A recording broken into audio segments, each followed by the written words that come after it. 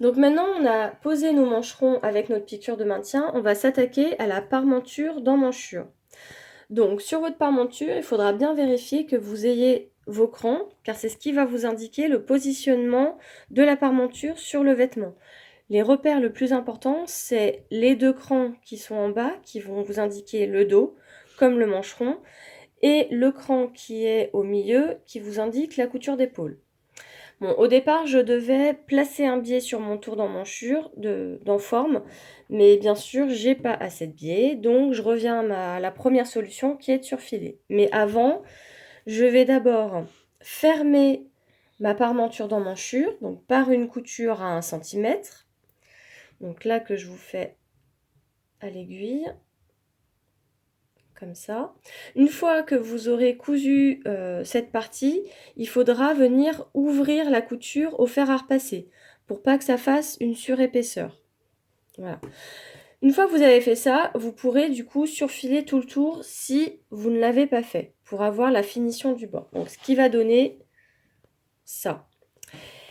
Et une fois qu'on a donc cousu la couture de dessous de bras et fait le surfil, en fait, on va placer. Donc, j'essaie de vous montrer le meilleur placement. Voilà. Donc, en gros, vous allez avoir en sandwich votre mancheron, pardon, je bafouille, le mancheron qui sera pris en sandwich entre le vêtement que vous avez déjà positionné et donc le parement d'emmanchure que vous venez mettre endroit contre endroit. Et là, je reviens par là. Voilà. On va faire une piqûre à 1 cm du bord. Voilà. Ça va donner ça.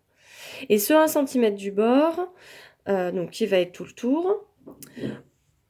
Et ensuite, il faudra donc rabattre le parement vers l'intérieur du vêtement, donc vers l'envers.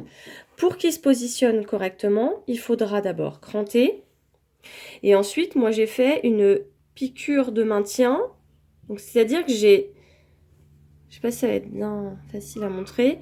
En fait, je bifurque je couche mes valeurs de couture côté en forme et je viens faire une sous-piqûre où je prends que le parement d'emmanchure en fait. Je viens pas surpiquer toutes mes épaisseurs ensemble.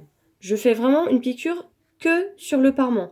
C'est pour éviter en fait d'avoir une piqûre et si on n'est pas très à l'aise avec les surpiqûres sur le fait qu'elle soit droite, au moins ça risque rien. Donc ça c'est pour la finition. Pour que la couture se couche bien et que le parement se plaque bien sur le vêtement. Et ensuite, pour éviter que ça revienne vers la manche et vers le mancheron, au niveau de la couture d'épaule, je vais faire un point à la main en prenant la couture d'épaule et la surpiqûre, enfin la couture de la parmenture. Donc pareil ici, ça c'est pour éviter vraiment que ça revienne comme ça quand on va mettre le vêtement.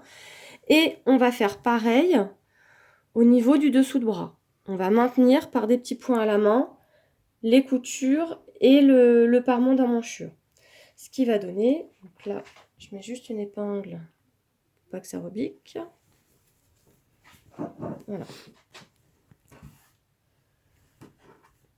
Donc ça, c'est ce que ça doit donner à la fin, c'est-à-dire le mancheron qui tombe, comme ça, et à l'intérieur, la parmenture d'emmanchure qui reste à l'intérieur du vêtement.